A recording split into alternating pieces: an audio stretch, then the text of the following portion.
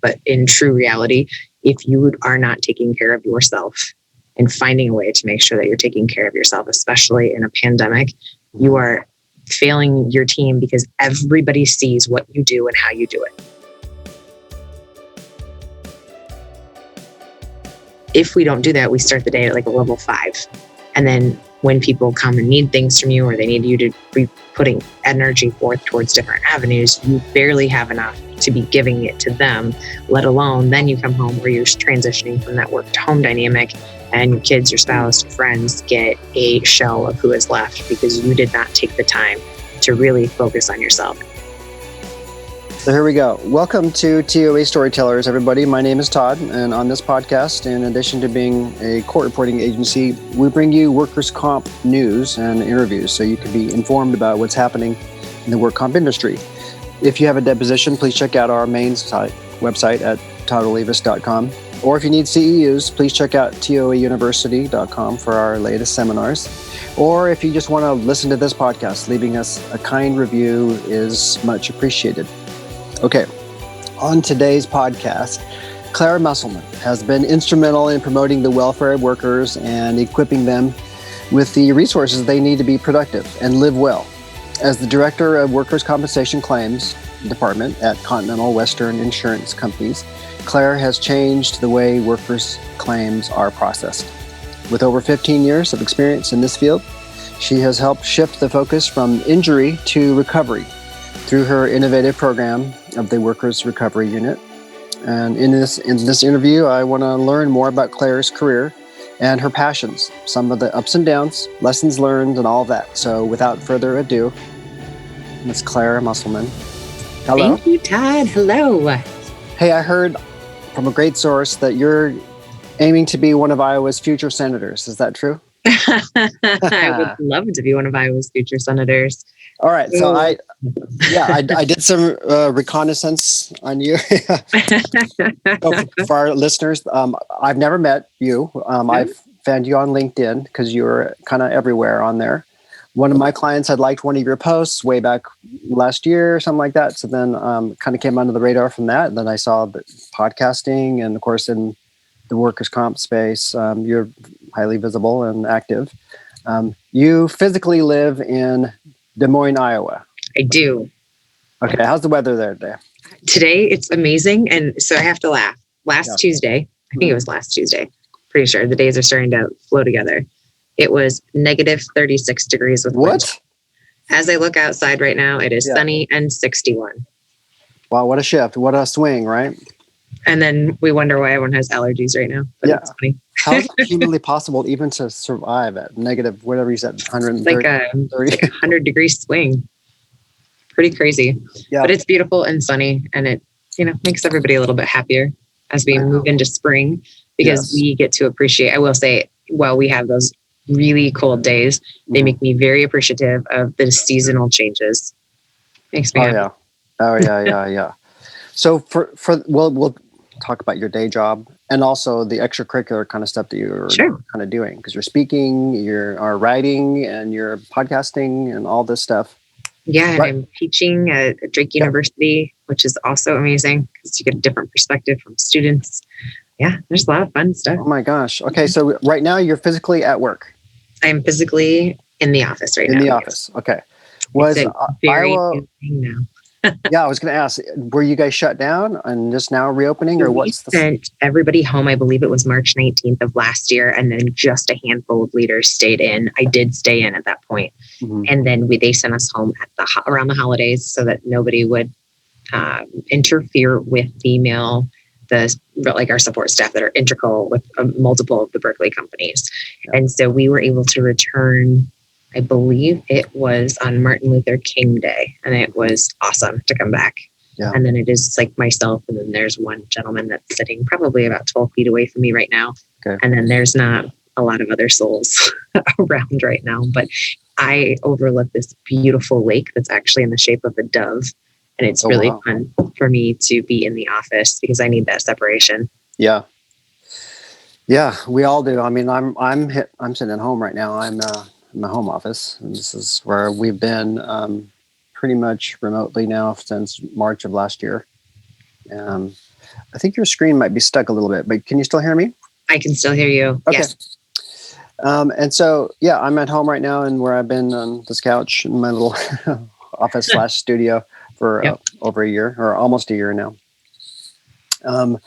But okay, so I, in my reconnaissance efforts, found a really cool interview that you did with, let's see, Leaders Voice USA. Oh, yes. This article on here was super informative on you.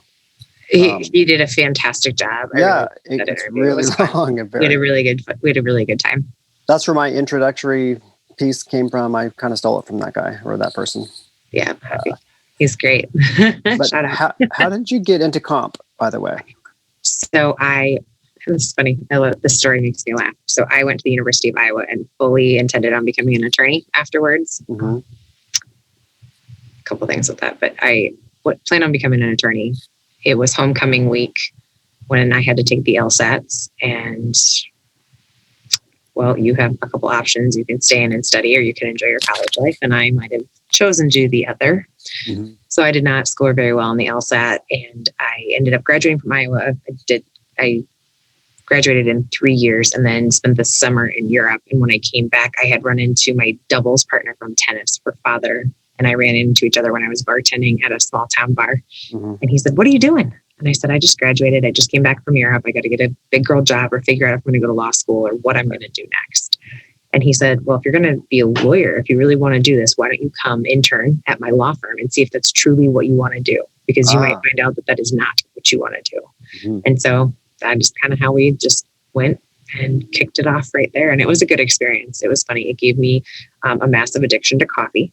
So now, multiple years later, I'm still a coffee addict. As you do. It gave me an appreciation for seeing things from two sides. So I got to understand the work comp insurance defense side. Mm-hmm. And then we also represented injured work, like non-English speaking injured workers, because one of the attorneys that they had was Spanish speaking, and she was very proactive for helping a lot of the injured workers that were Spanish speaking that worked in the meat packing plants. Yeah. I will tell you, it gave me a very different appreciation for the hard work that people actually do in the United States when people kind of whine about what their jobs really are. So very interesting, but it made me understand humanity in a very early on approach of what actually goes on and how people are treated. Yeah, I was only half kidding about Iowa's future senator, because I read that in that article somewhere in my research on you about your political aspirations on some level. Like, is that still true? Is that something I've always liked the idea of changing the workers' compensation landscape. I think that when I look at it from a political side, there's a lot that goes into the legislation. Mm-hmm. And a lot of that goes into the statutes that are in existence across the states. And I know Bob Wilson from workcomp.com or workerscompensation.com is very instrumental in that. And I think that he's going to need some predecessors coming through. And so to be able to effectively pass legislation that would be more encompassing of actually focusing on recovery versus just mandated statutes that are old and retired. And it's been over 100 years. Let's get some of these changed, but they're more with the times. I think somebody's got to drive that boat. So it could be you. And also to just encourage you, I don't know where, how realistic you feel those plans are, but I think highly realistic. You don't need to be an attorney to be, a senator. Which is funny because that's not what everyone always thinks. But again, there's expectation and reality on those things. So yeah. So anyway, my hat's off to you for having that heart and that caring for the injured worker. And I was reading in this interview, really interesting too, is like the way you put it, wasn't that a body part was injured, or what? I'm butchering, but it's the person who's injured. It is. We look at things, and I'm going to use I'll use an example. We'll just say Sally let's say she has an elbow injury, and we think that it's just that we need to treat that elbow. Sally's, say she's been a chef, or she's been cooking or whatnot, and so she's got repetitive use, or maybe she just has like a traumatic injury where she hits her elbow or something happens, and we have an elbow injury. And we think about it just being that, but we might fail to look at the entire picture where, Sally has a 7-year-old daughter and she might be a single mom, and she's got to do all this care for this child, as well as try and figure out how to navigate the space. And then when you're in one-arm duty, I ironically had hand surgery recently. Oh, wow. You can't wash your own hair. I mean, there's a ton of things that go into this. And so we fail to acknowledge all of those components that make us human. and the fact that we are multifaceted, we are multidimensional, we're multi-emotional. There's a lot of things that go on within us. And we just focus on, nope, we got to treat that elbow. And we forget about all of the other things that are going on. And that's where I think that sort of a dehumanization of it. And so to add back the humanity can only serve them better and probably your employer better ultimately. Right? Yeah. On a day-to-day, what is like in a nutshell, what's your job? So I oversee 3 leaders that each have their respective jurisdictional teams in workers' compensation. And the name of the company, I said it. It's Continental Western Group. And we are part of the Berkeley family. The Berkeley family. Yeah. Service like 13 states, something like that. That's correct. Big area. Super big. I'm in California. I didn't see that you guys cover it here yet, but is that something that do not rolled out in the future potentially? We prioritize the small regional nature of being in the Midwest, and that will be where we stay. Where you stay, kind of find your niche and silo there, and we are the Midwest nice. Fly over us and we'll wave. It's always the joke with Iowa. Claire. Oh, that's so cool. Well, so it sounds like you really found your stride then. So like on the day-to-day stuff is like right in your wheelhouse, but also you've branched out to the writing and the speaking and podcasting and all that stuff. Like where does all that fit in? And how do you have time for all? So I am a firm believer that if it's important to you, you'll make time for it. And I have really focused on everything that I get to do in this wonderful world that we live in is all in alignment. So as long as it covers workers' compensation or being proactive towards empathy and emotional intelligence, customer centricity, I'm also an ambassador for the Alliance of Women in Workers' Compensation, so helping female leaders find their voice and how they get their development and whatnot. As long as it's if it's part of my vision or my alignment for my greater purpose, it's super easy to fit it in. It's when it falls outside of that. So for example, I tried to do the PTA type stuff with my daughter's school and it felt more like a cult. So I hated it. And I backed up. It just wasn't my wheelhouse. So I've dabbled in different things that I think will be like the right avenue for me, and they just don't fall into alignment. So everything that I'm currently doing right now does play into the alignment. Even like teaching, I teach at Drake University. I teach public speaking. Well, I teach public speaking because I public speak. Wow. And so I loved it because I was actually talking to some of my students last week. I was like, so why did you guys choose Drake? And they said, well, look around. We've got like 14 students in here and we have you. You've been in the industry for 16 years now. You speak, you actually have like tactical, real knowledge that you can share with us. Yeah. I said, okay. And so she asked me back. She's like, what was your experience? Where did you go? And so I went to University of Iowa, went to a bigger school in Iowa. So I really wanted to just be with run around with the big dogs. And she said, okay, how many students were in your classes? And I was like, 500. And then she said, okay, so when you guys had your breakout labs, how many were in there? And I'm like, I don't know, probably like 27, 30 people. Yeah. She said, who are they taught by? And I said, teaching assistants. And she said, exactly. You didn't even get somebody that had real life knowledge experience, had already been through all of this. And now I get people like you. It's like, well played. Total mic drop. Good job. Sure. Yeah. Hey, so since you teach this topic, everyone's afraid of public speaking, I think. I am. But I've had to learn to get over those fears and do it anyway, and I think I've gotten better over the years because of it. And some Toastmaster stuff helped too along the way. Not that much, but some, just for the experience of it. But what would you say to somebody who, has to speak at a wedding or a funeral or a business presentation and stuff to get them just over the hump, like a newbie? What would you say to that person? Absolutely. No one knows what you're supposed to say.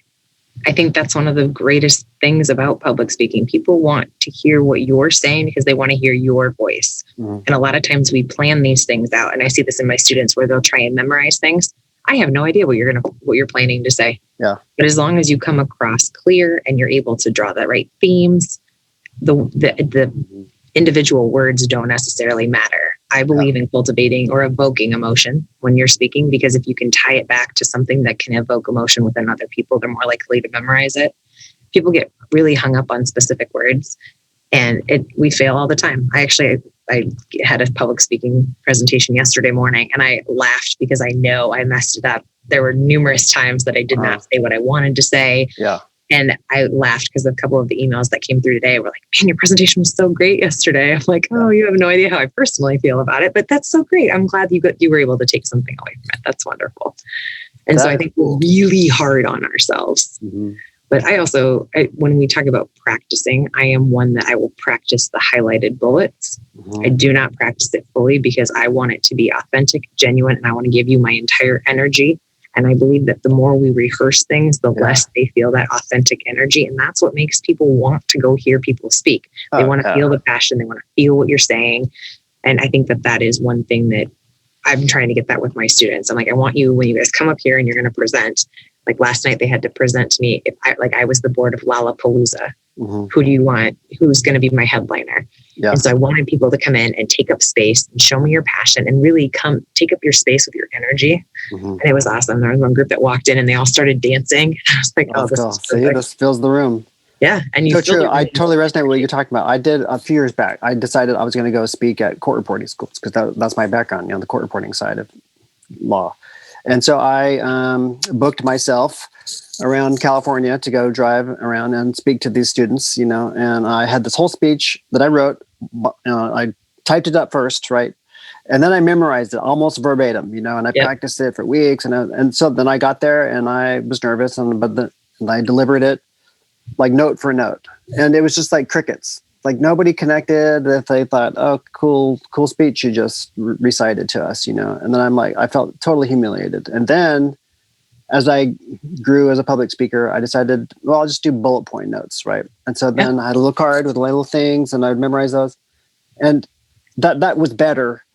But what I do now is that I just internalize the overall feeling that I want to, in like a mental map of the places where I want to take them, Love this. Yes. And then fill it in the moment and the authenticity of the moment. And then the end result is always better. They're way more connected, I think. Absolutely. And we teach it in such an interesting way. That's why last night I was like, you guys, the words aren't going to be as important as you think. Like, I need you to get right. So you're presenting like I'm on the board for Lollapalooza, which would be amazing. So if there's ever a board position open on Lollapalooza, you guys can know where to find me. But I want to know about what the experience is going to be, because a lot of times when we are pitching, when it's public speaking, we're talking about something that people want to take away from it. Like we want to leave something that people can leave being better as a result of being around us. So whether it's at court reporting school, you're in my public speaking class, we're talking about workers' compensation, we're talking about leadership skill sets. You've got to find a way that ties it together so that it's memorable. And by doing that, I think the more authentic you can be within that space is not being able to recite specific words, but it's being able to show unique failures or your quirkiness or whatever it is that makes you, because there's a reason you were asked to do this. And it's fun because I just got asked to do a women's leadership talk for a different company within the workers' compensation space, since it is Women's Leadership Month, it's Women's Month in general. How'd they find you? Just online? I'm on the board for because I'm an ambassador with the Alliance of Women in Workers' Compensation, so is the CFO. And so she said, hey, would you mind coming and speaking to us on, women's leadership? Wow. And I was like, I would absolutely love that, because I'm doing this actually for Berkeley Technology Services next week too. And it's talking about finding your authentic self and how do you be your true self as a leader, let alone a female leader in the space, because it, as much as we want to say equality, et cetera, it's different. There are things you have to be different about, and you have to be intentional with them. And right, wrong, or indifferent, it is the way it is. And so we're going to navigate that space and move forward. But a lot of the things that I'm going to touch on are going to be related to self-care, which people will laugh, I think, about. But in true reality, if you are not taking care of yourself and finding a way to make sure that you're taking care of yourself, especially in a pandemic, you are failing your team, because everybody sees what you do and how you do it. When I hear the word self-care, like I don't want to put words in your mouth, and I think I know what you mean. I probably do. I hope. But in my mind, I go self-care, but then I'm also, am I being selfish by like having the me time, or like how would you define self-care? Let's start with that. So for self-care for me is let's just put it in these terms. When I come to work on a Monday morning, I feel refreshed and rejuvenated, like ready to be my full self at work, living at a level 10, to give to everybody for the rest of the week. And I look at it from, I've heard people speak on this where like you show up as a level 10, like in the morning, you should be at a level 10 and you use your energy down to a 0 by the end of the day. If we are bad about taking time for whatever it is that fuels your fire, mine tends to be a lot of the stuff that I do that's in that wheelhouse. That's what excites me and gets me all excited. If we don't do that, we start the day at like a level 5.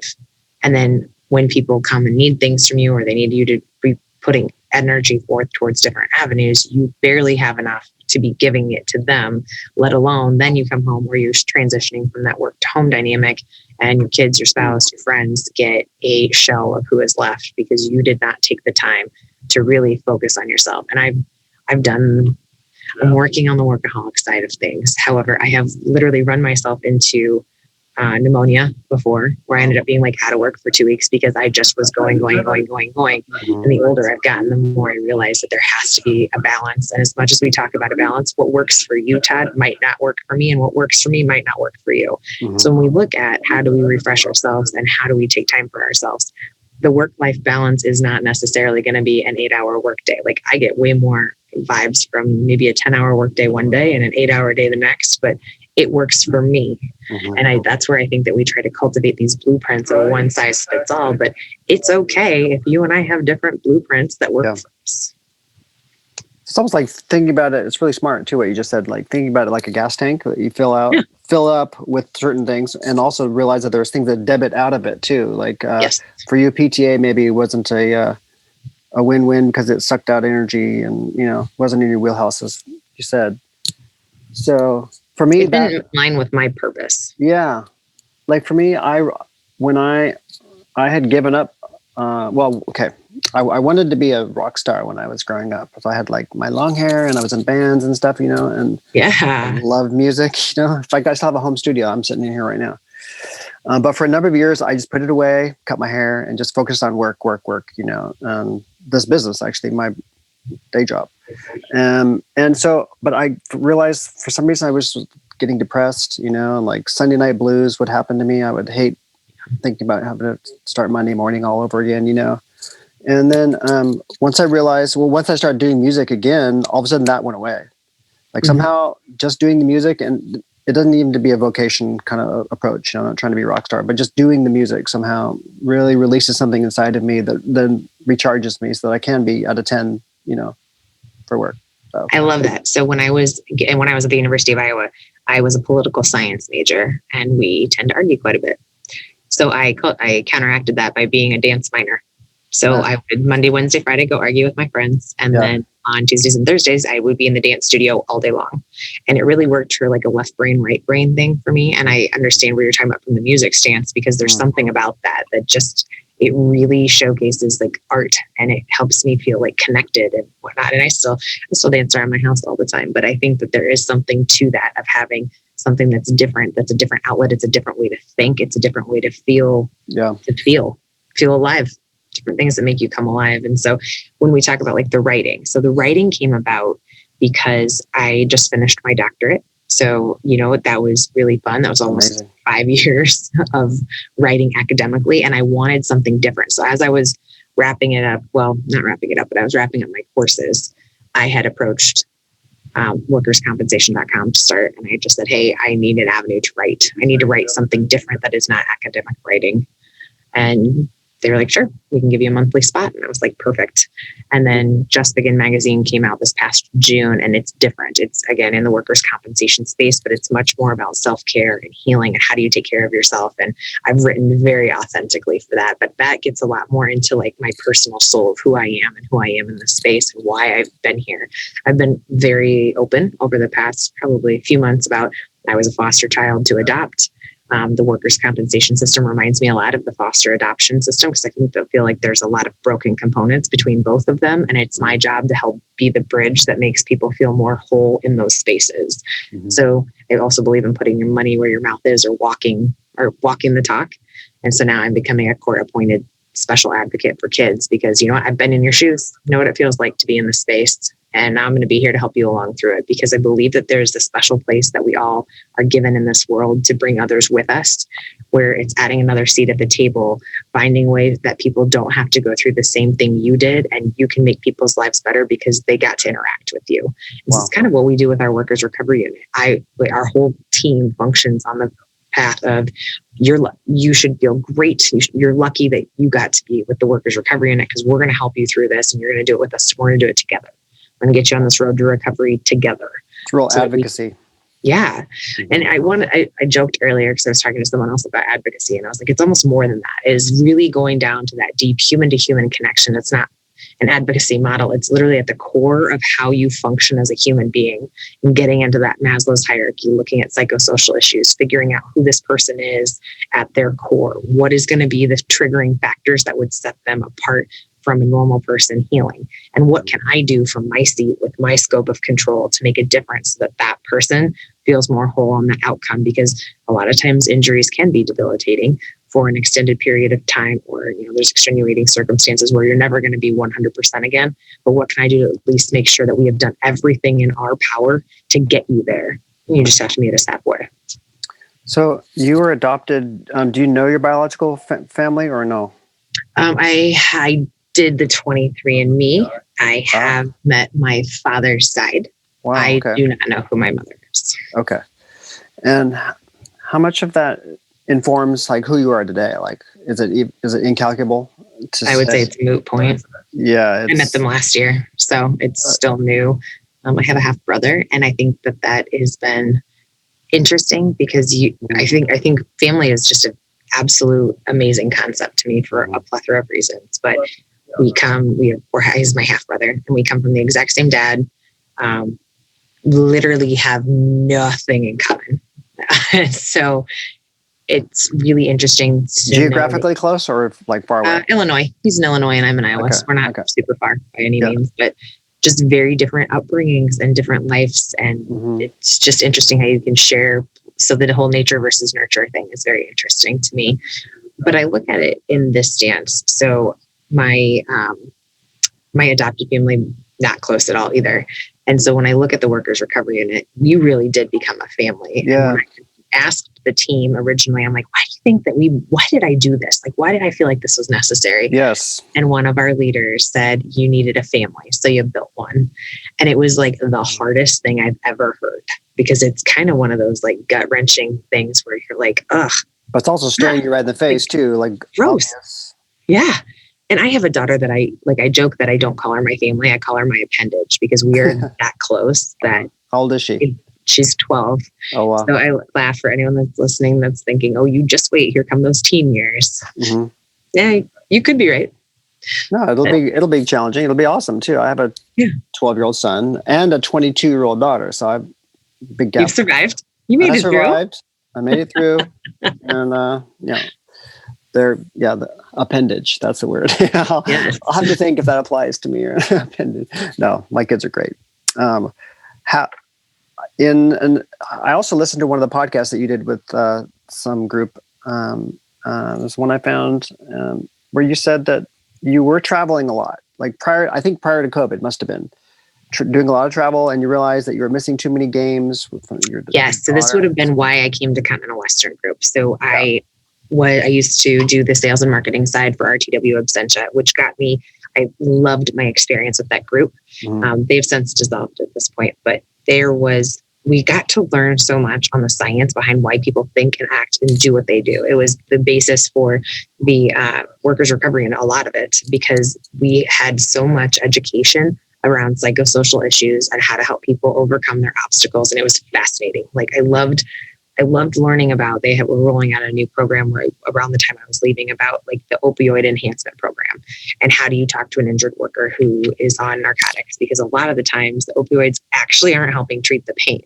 And how do you get somebody to take those realizations and understand that reality? And it was amazing to me to listen to how the nurses were learning and how this really plays into like the bigger scope of humanity.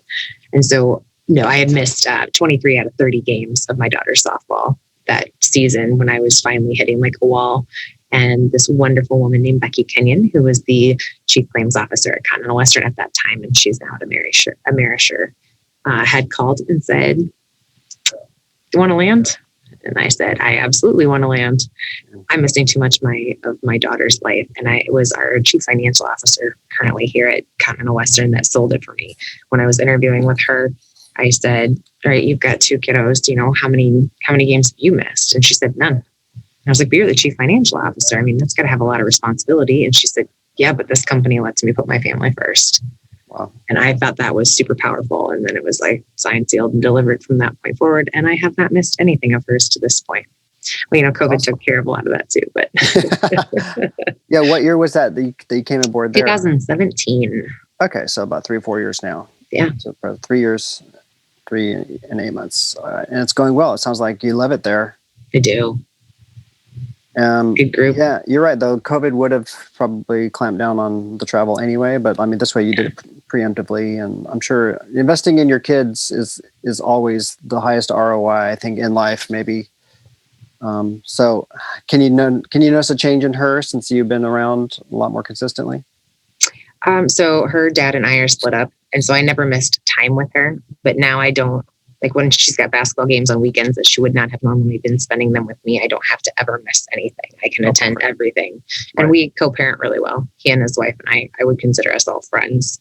We make things ebb and flow. Very and they rare. work really well. Very rare. How did you pull that off? Like being friends with the new spouse, So we, I don't know, when we were separating in general, it was always, let's just always make sure we put our daughter first. And to this day, we still have. So it was always pretty amicable. Really, yeah, that simple. Now I'm sure there are days where we both drive each other crazy and frustrated, and then we joke about it later and say, "Yep, that's why we're not married anymore." But we at least have a super awesome kiddo as a result. And I honestly am very thankful for the flexibility.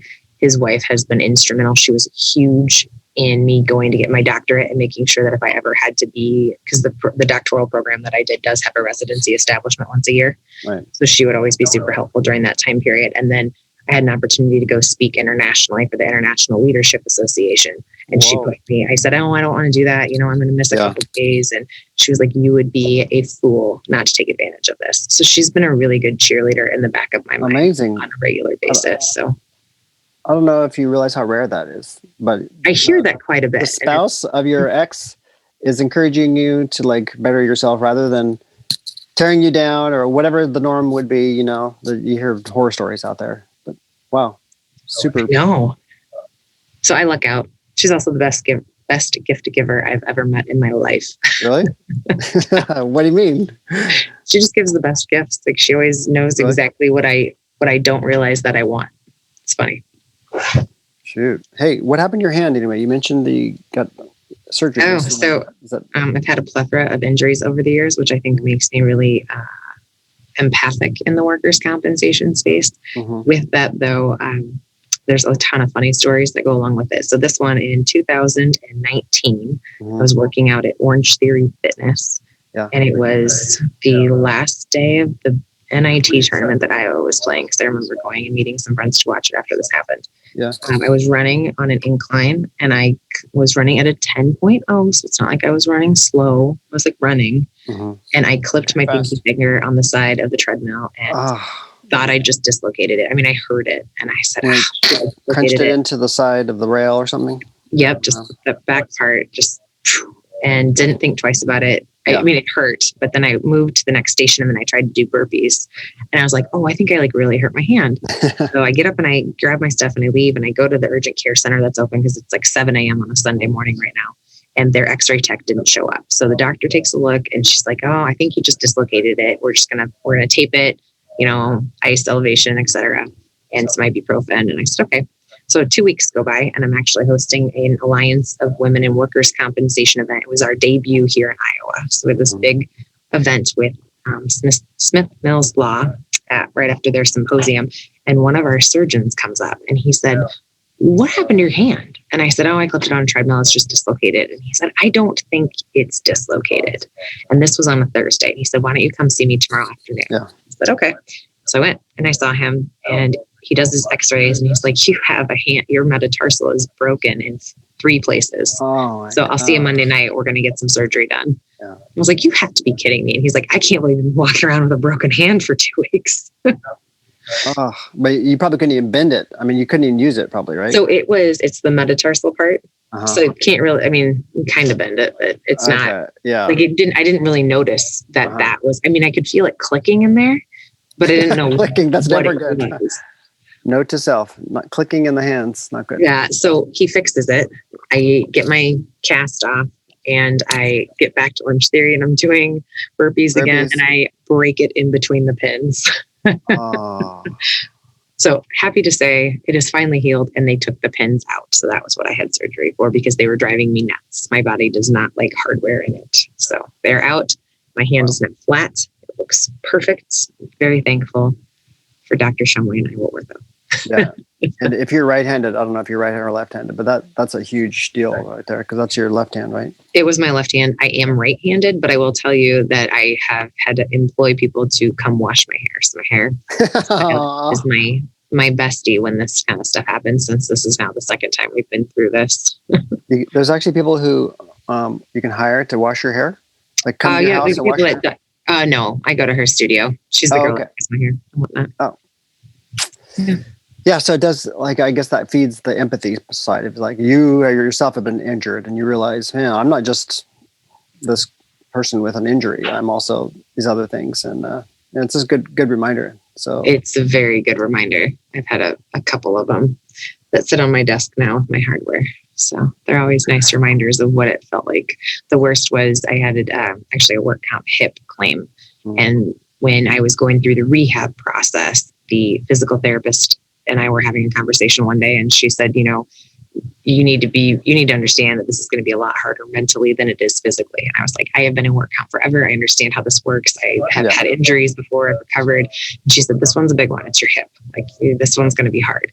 And 5 weeks into PT, I was doing a one-legged squat on my left side and I fell and I just broke, started crying, completely it felt like the weakest, most like a very low point, I would say, in the recovery process. And that in that moment, that's where I understood, it is really about the mental toughness. And so if we don't do a better job on the work comp side of understanding that that's where we're meeting humans at, it isn't about the shoulder injury, the elbow injury, et cetera. It is literally people feeling like like you're broken.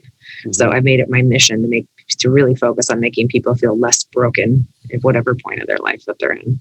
I think it's amazing. Did you bring that to Continental Western Group, or was like the culture that they kind of already had? No, so I came here in August of 2017, and we debuted the Workers Recovery Unit on March 1st, 2018. Oh, so you basically pioneered that area. Mm-hmm.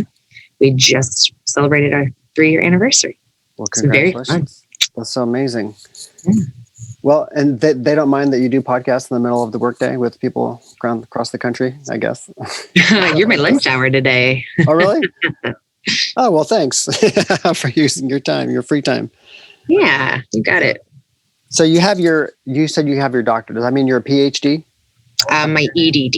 Your it's in education. It's in the organizational development of leaders. Yeah. Sorry, organizational development in business with a focus of leadership. The school that I went to Grand Canyon, and they separated out for, like, they have the PhD program, they have the doctorate in business, and then they have the doctorate in education. So if I wanted to go the doctorate of business because I really wanted to do organizational development, but with the way that their career programs fluctuate for their schools, what I wanted to do and what I wanted to study was all about employee engagement and generational differences in employee engagement, and that ended up following under more of the psychological components, and that kicked me into the College of Education. So could the doors you want to go through open up without that degree, or they require that degree to open them? So teaching at Drake, they do prefer that their professors have some type of doctorate, which is totally great. That's why they have the highest accreditation that you can in their business schools. So I think that's pretty fabulous. I am a lifelong learner. And the whole reason that I wanted to do this, I really wanted to do the research. I wanted to know if there were differences in generations on what keep people engaged from a leadership standpoint. I think there's a lot of value in understanding the differences in groups. And what I found was nothing. There was no difference between groups in the insurance industry when you look at generations. What I found was that I barely had enough millennials to do my study, and I had no Gen Z to study. and that we have a pretty massive talent gap. So with that, I partnered with Mark Pugh from Preferred Medical and a couple other industry professionals, Barry Bloom, Marcus Torbert, Drew Cortese, Rachel Fikes, and Melissa Wright. And we created the transitions that actually just came out this January, where it is literally how do you change the industry by starting with looking at your talent gaps. And so we have a 13 webinar series that is currently airing. We will air our 4th webinar on March 16th that teaches people how to knowledge transfer and how to build, attract, retain, develop, and build this into your core of your organization. Give the website out that people could find that on. How would they? It is, I believe it's thetransitions.org. There's also a LinkedIn page, and then there's also a YouTube channel. So any of the materials that we present are on LinkedIn for anyone to download, and the webinars are all recorded and put on our Transitions YouTube channel. Yeah. Mark and I also do a coffee conversation in between the weeks that we are off of the webinars to talk about what like actual specific examples of what we've just covered in the webinar. And then there's always an article summary that's published by workerscompensation.com afterwards. So putting into layman's terms, you kind of learned that there was like this, as you could say, like a gap between the people with a lot of experience at the top and not a lot of people at the bottom. Yeah. Like they weren't sharing it down the pike. No, I don't even know if I would say that. I think we just failed to go get talent. You've got people that have been doing the same thing for 30 years or so, and you've got people at the top that weren't investing in the development of others. So people leave. Yeah. And what we found is that there were a lot of organizations. I did some interviews with some CEOs from other, went out of state and did some interviews with some CEOs of other insurance companies and asked about what their mentorship program looked like. Like, what are you doing to effectively develop these emerging leaders? Like, what mentorship program? Probably. Yeah. And they would tell me, well, we have a buddy system. When somebody gets hired, they get their mentor and they're attached to them for exactly. Like for a year is usually what it was. And it was fascinating to me to hear this over and over and over again. And so then I would ask, okay, so what part do you play in that? Do you do any type of mentoring? And most of them said, no, I don't have time. Don't agree with that. I think that if you are a leader, period, you should be investing in the development of others, whatever that looks like. So this was something else that we realized after we found out, as we continued to realize the talent gap issue. Yeah. So we created a mentorship program in the industry. So we have one. It actually rolled out last week. So anyone can sign up to be a mentor or a mentee. Nationwide? Like that people in California could... Yeah, you could totally go sign up right now if you wanted to, and we will help match you with your mentor or your mentee. It is overseen by a board. Actually, the people that I mentioned, we all oversee the programming. I lead the mentee program, and Barry Bloom leads the mentor program. And we make sure that we can help people where organizations might fail. So again, you find gaps, and I like to be one of those people that takes it and then goes and does something with it, because I don't believe there's a neutrality in the world. I think you're either putting positive energy forward or you're depleting. Amen to that.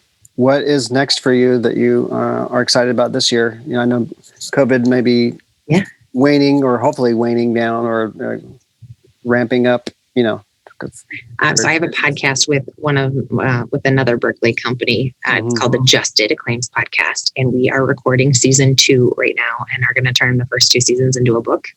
And I think that's pretty fantastic because we literally, the intent was to just be bringing thought leaders together to talk about different approaches so that our insureds, our agents, other adjusters could really figure out what are the avenues and the tools that we have in the workers' compensation space that a lot of people might not know about.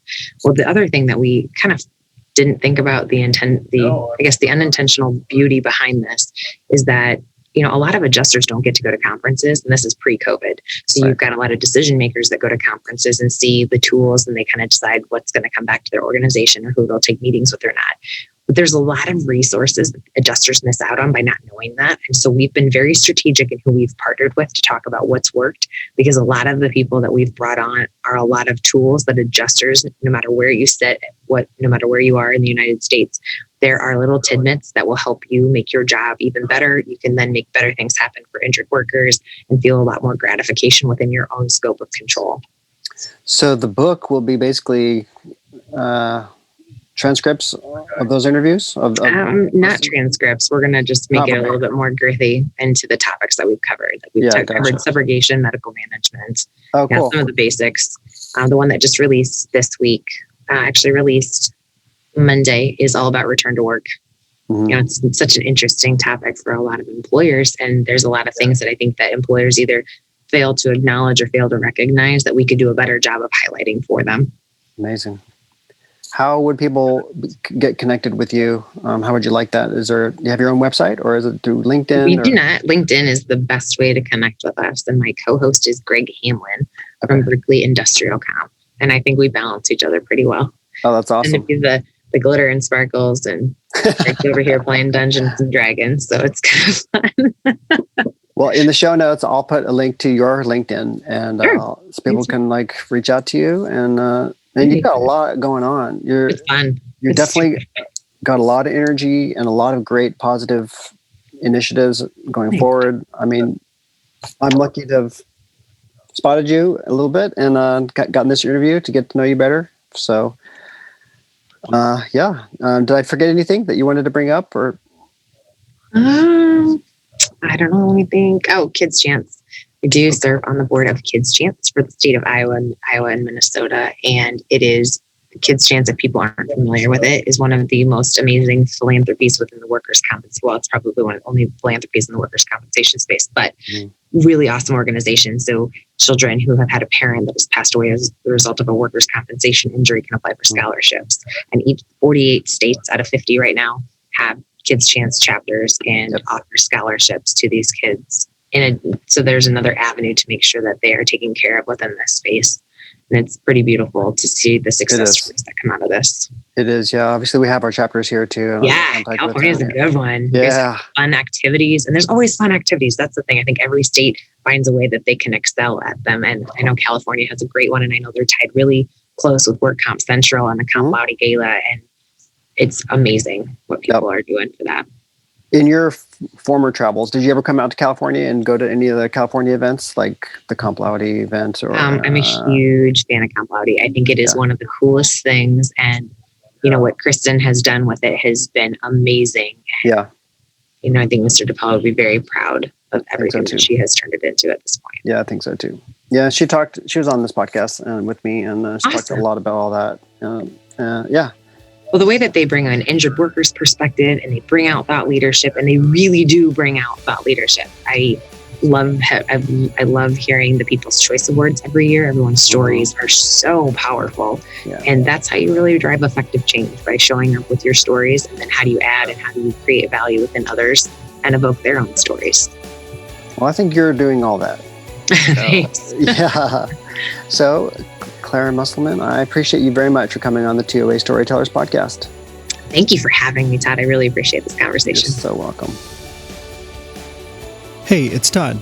I just want to let you know this T.O.A. Storytellers podcast episode is sponsored by my company, Todd Olivas & Associates. We've been supplying court reporters for depositions since 2003. If you're an attorney and need a reporter anywhere in California, we've got you covered. We're on a lot of preferred vendor panels already, but if we're not on the ones you have, usually a simple inquiry from you to your TPA or employer does the trick. Or if you work at a TPA or employer, please ask your defense attorneys to give us a try on one of your files. We've been known to treat our clients like family, and we would love a chance to work with you next. To schedule a deposition, simply call 888-566-0253 or visit www.toddolivas.com. That's www.toddolivas.com. Thank you, and hopefully we'll see you at your next deposition.